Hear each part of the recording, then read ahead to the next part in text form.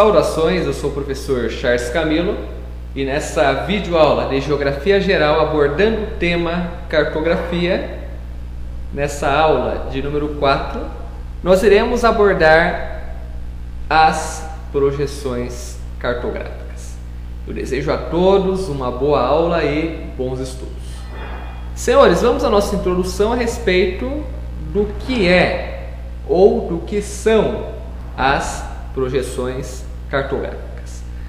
Projeções cartográficas são formas ou técnicas de representar a superfície terrestre em mapas e que amenizam o problema do arredondamento do planeta na sua elaboração.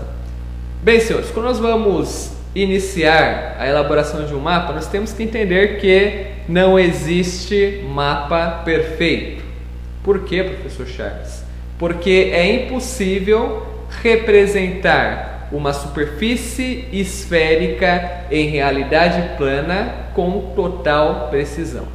Seria o mesmo que eu descascar uma laranja e tentar reconstruir a casca em uma superfície plana. Então é por isso que dentro desse processo surgem as projeções cartográficas.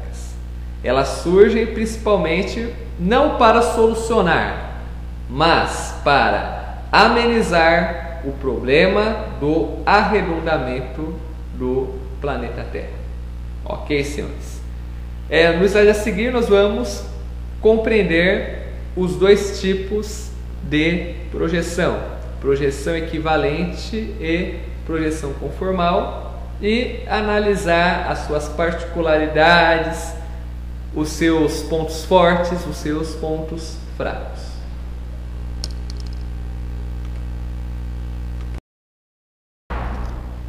Tipos de projeção equivalentes e conformais. Uma projeção cartográfica, ela consiste no conjunto de linhas, paralelos e meridianos que nós já estudamos nas aulas anteriores.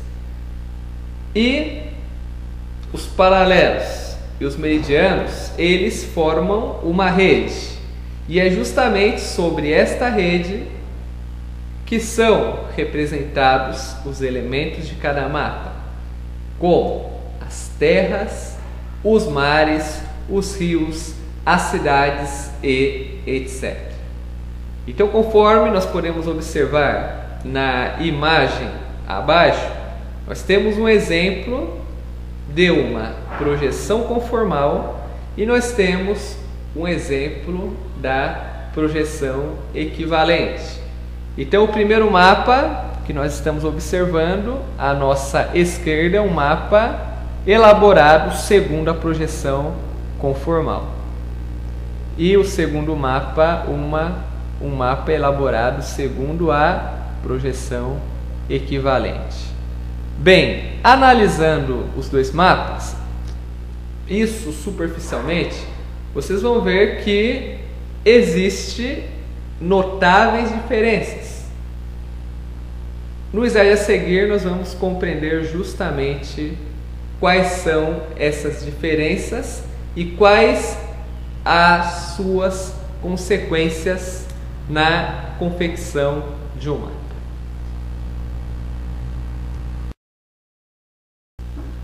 Projeções conformais. Os mapas elaborados em projeção conformal, ele vai valorizar sempre o formato.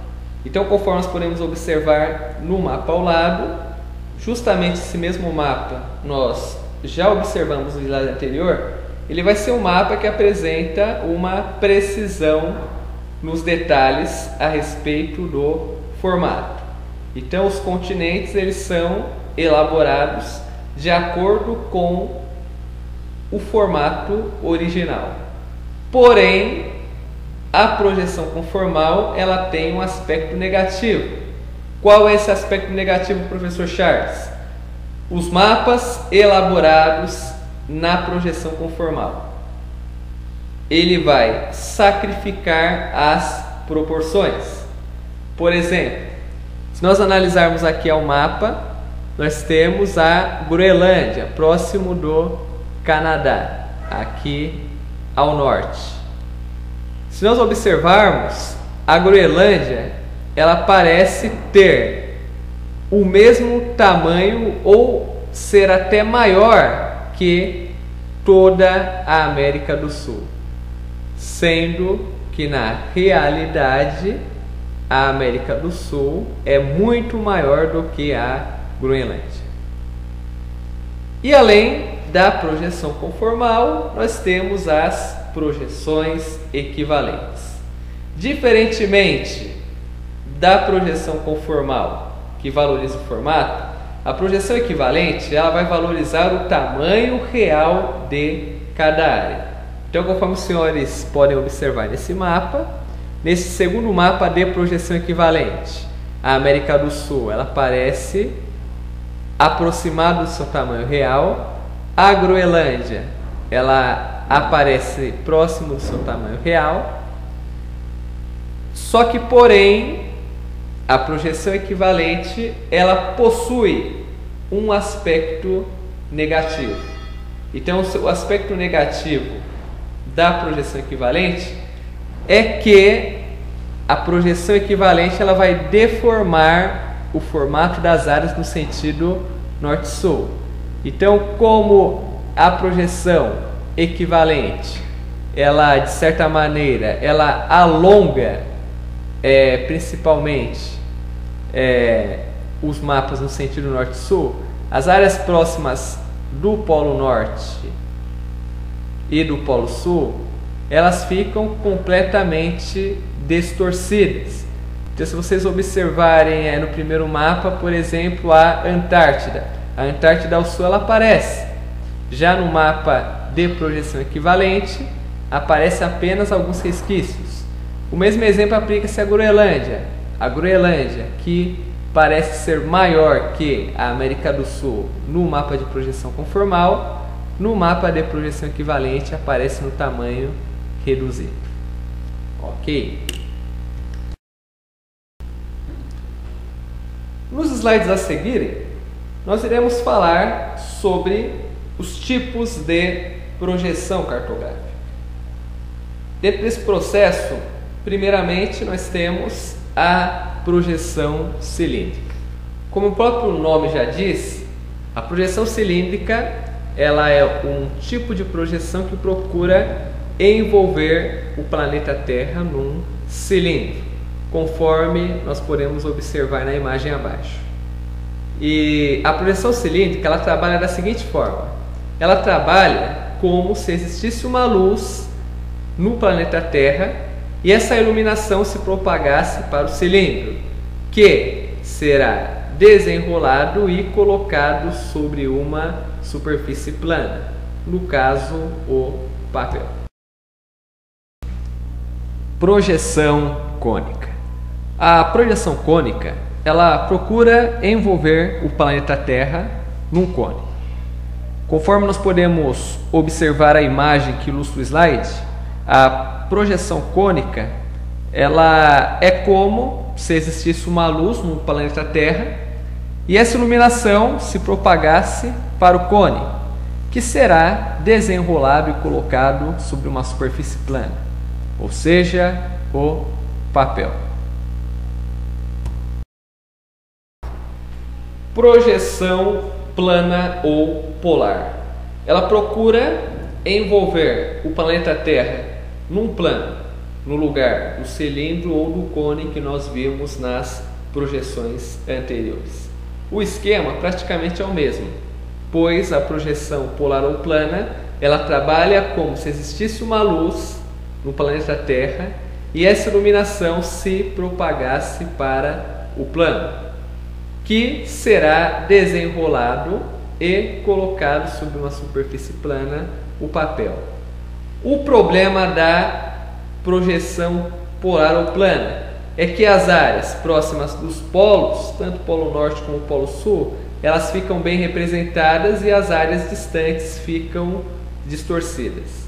Então, geralmente, a projeção polar ou plana ela é bem utilizada para assuntos relacionados à geopolítica, porque elaborar um mapa, digamos, na projeção polar para fins de localização, de certa maneira seria um mapa infeliz.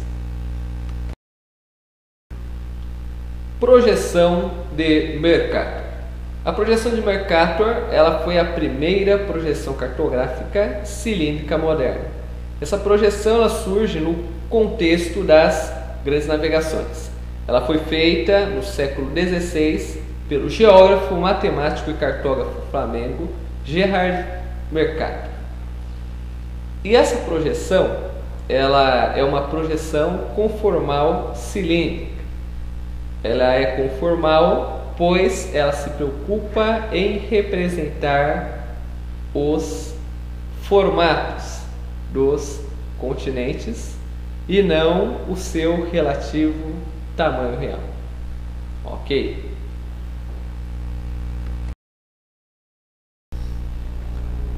Projeção de Gauss-Peters. A projeção de Gauss-Peters ela foi concebida em 1885 pelo abade e cartógrafo escocês James Gauss. E ela foi continuada pelo historiador alemão Arno Peters. E essa projeção, ela trata-se de uma projeção equivalente, cilíndrica. Então, por ser uma projeção equivalente, ela não tem uma preocupação, com o formato, mas com o tamanho relativo de cada área mapeada. É que após a Segunda Guerra Mundial, os países subdesenvolvidos, eles se unem contra essa questão da bipolaridade, Estados Unidos representando os países capitalistas, União Soviética representando os países socialistas. Os países subdesenvolvidos, eles criaram um bloco de países conhecidos como países não alinhados, ou principalmente terceiro mundo. E o Arno Peters, ele sempre insistiu em afirmar que os mapas elaborados na projeção de Mercator eram mapas eurocêntricos, pois colocavam a Europa no centro do mundo, pois privilegiavam a Europa e colocavam os demais continentes em uma posição inferior. Então nessa projeção de Gauss-Peters, ele procurou ali elaborar um tipo de mapa que priorizasse principalmente os continentes subdesenvolvidos.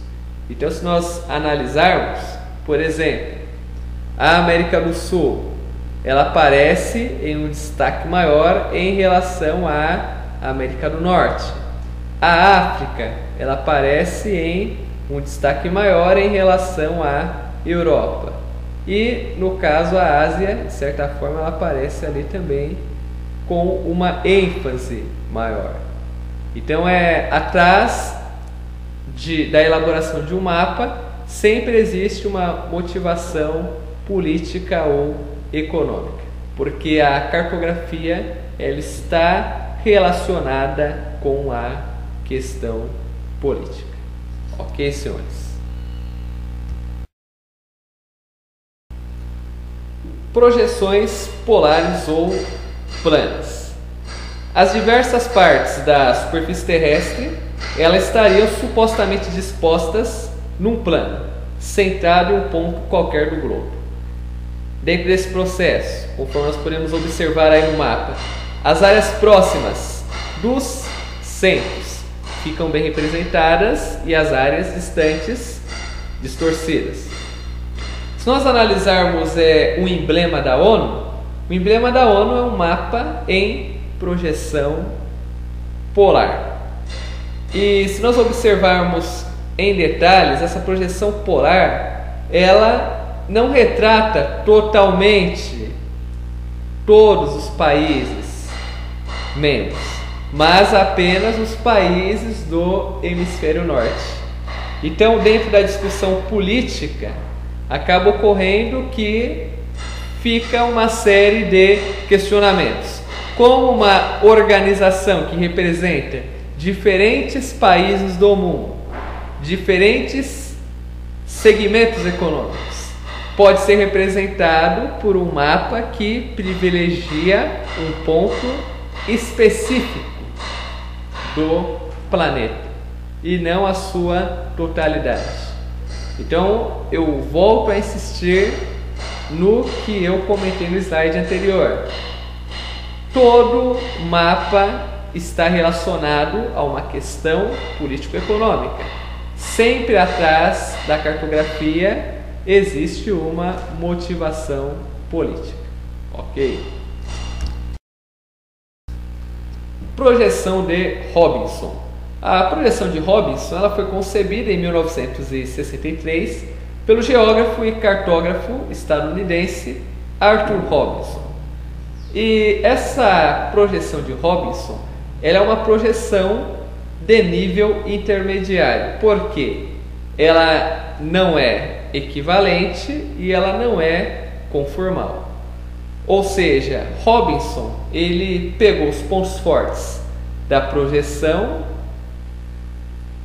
conformal e pegou os pontos fortes da projeção equivalente. Então nós podemos, de certa forma, dizer que Robinson, para elaborar sua projeção, ele teve como base o trabalho de Mercator e os trabalhos de Gall-Peters e elaborou esse tipo de projeção que até hoje ela é muito usada na representação dos planisférios e é a mais comum para uso didático. Então sempre quando nós temos ali mapa mundi, esse mapa ele está representado na projeção de Robinson. Para concluir a nossa aula, nós vamos encerrar falando sobre a projeção descontínua.